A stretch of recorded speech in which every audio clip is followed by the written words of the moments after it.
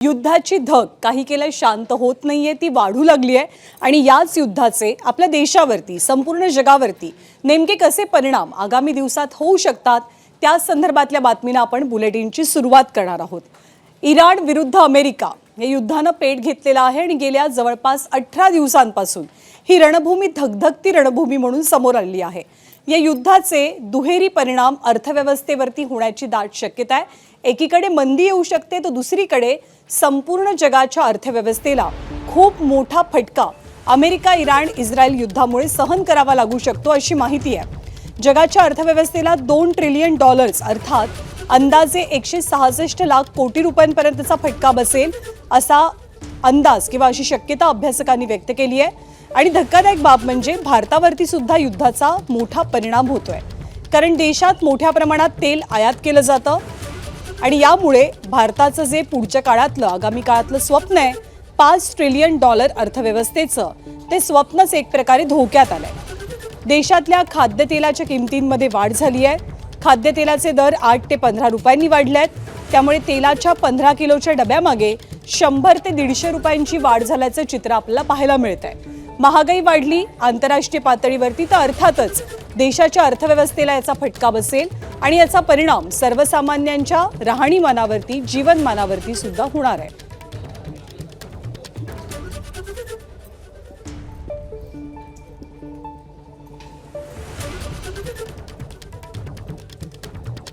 आणि या युद्धामुळे कोणकोणत्या क्षेत्रामध्ये मंदी येऊ शकते किंवा कोणकोणत्या क्षेत्राला युद्धाचा थेट फटका बसू शकतो त्यावर आपण एक नजर टाकूया। कोणत्या क्षेत्रात महागाईचं किंवा मंदीचं संकट आहे? पेट्रोल, डिझेल, हवाई इंधन यांच्या किमतींमध्ये 30 ते 50% वाढ झाली आहे। एलपीजीच्या टंचाईमुळे युरोप आणि आशियामध्ये गॅसची दरवाढ पाहायला मिळते। खतांच्या किमतीमध्ये 30 ते 40% वाढ झाली आहे। धान्य, भाजीपाला, दूध हेही आगामी काळात महाग होण्याची शक्यता आहे। प्लास्टिक, केमिकल, रबर आणि पेंट या गोष्टी सुद्धा महाग होऊ शकतात। ऑटोमोबाईल, इलेक्ट्रॉनिक्स आणि वस्त्रोद्योग क्षेत्रावरती सुद्धा या युद्ध परिस्थितीचा परिणाम जाणवू शकतो। युद्ध बराच काळ चाललं तर फ्रीज, एसी, टीव्ही आणि फर्निचर सुद्धा महाग होण्याचा अंदाज आहे।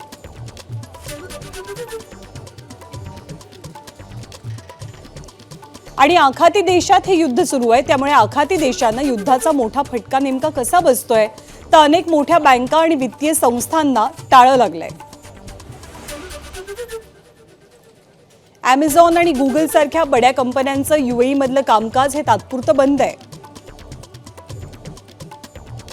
अनेक कंपन्यांनी ऑफिस बंद करून कर्मचाऱ्यांना वर्क फ्रॉम होमच्या सूचना दिल्यात। घरांच्या आणि व्यावसायिक मालमत्तांच्या किमती 30 ते 40% गडगडलेल्या आहेत।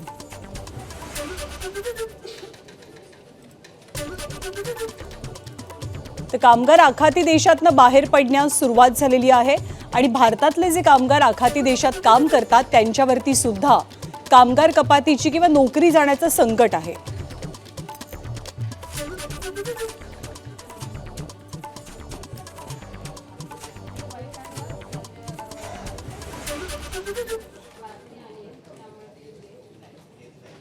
तर आखाती देशातल्या या सगळ्या परिस्थितीमुळे खाद्यतेलाच्या किमतींवरती सुद्धा मोठा परिणाम होत असल्याचं चित्र पाहायला मिळतंय। खाद्यतेलांच्या किमती नेमक्या कशा वाढल्यात, किती वाढू शकतात याबद्दलची माहिती जाणून घेऊया। याच्यामध्ये 135 रुपये सोयाबीन तेल होतं, ते आज 143 रुपये झालं या 10-15 दिवसामध्ये। सनफ्लॉवर ऑइल 157 होतं, 165 रुपये झालं आणि ग्रोनट ऑइल 170 होतं, 184 झालं आणि राईस ब्रँड 140 होतं, 148 झालं।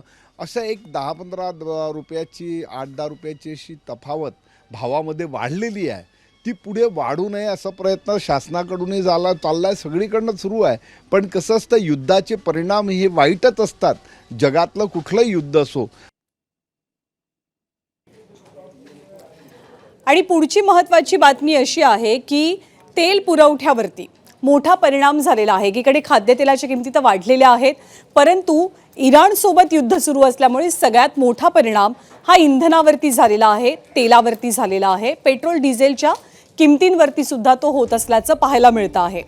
आजचा युद्धाचा 18वा दिवस आहे. एकूण 3 मार्ग आहेत, जे 3 मार्ग इराणने एक प्रकारे रोखल्यामुळे जगातले हे तेल मार्ग धोक्यात आले आहेत. सगळ्यात महत्त्वाची आहे हॉर्मुझची सामुद्रधुनी.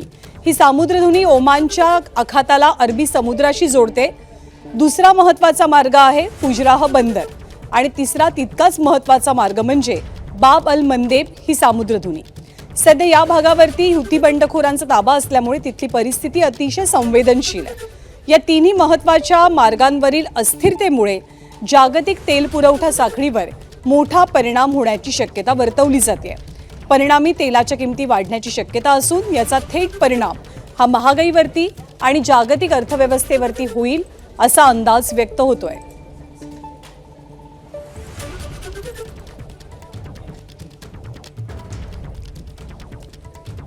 आणि कोणते तेलमार्ग, ज्या तेलमार्गांवरती या युद्धाचा परिणाम आपल्याला दिसू शकतो त्यावर एक नजर टाकूया. हॉर्मुझच्या सामुद्रधुनीतनं दररोज सुमारे 33 दशलक्ष बॅरल्स तेलाची वाहतूक होते. सध्याच्या स्थितीमध्ये काही निवडक देशांसाठीच हा मार्ग खुला आहे. ओमानच्या आखातामध्ये असलेल्या फुजेराह बंदरातनं रोजच्या रोज सुमारे 1.7 दशलक्ष बॅरल तेलाची वाहतूक करण्यात येते. सध्या हा मार्ग सुद्धा पूर्णतः बंद आहे.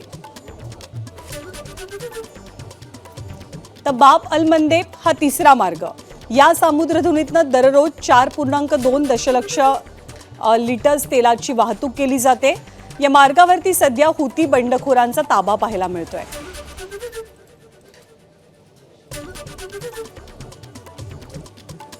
आणि या सगळ्या परिस्थितीवरती तज्ज्ञांनी, अभ्यासकांनी नेमक्या काय प्रतिक्रिया दिलेल्या आहेत त्याही जाणून घेऊया. ट्रम्प ने कुछ देशों से मांगी है, कुछ देशों ने साफ मना कर दिया. उसमें शायद एक देश का नाम भी है जर्मनी. बाकी देश भी मना कर रहे हैं या हाँ कर रहे हैं, वो उन्हें सोचना होगा. लेकिन भारत ने अपनी स्थिति मजबूत बना रखी हुई है और राजनीतिक उस समय के हालातों को देखते हुए वो निर्णय जो लेगी सरकार वो भारत के पक्ष में होगा, भारत के हित में होगा. एबीपी माझा, उघडा डोळे बघा नीट.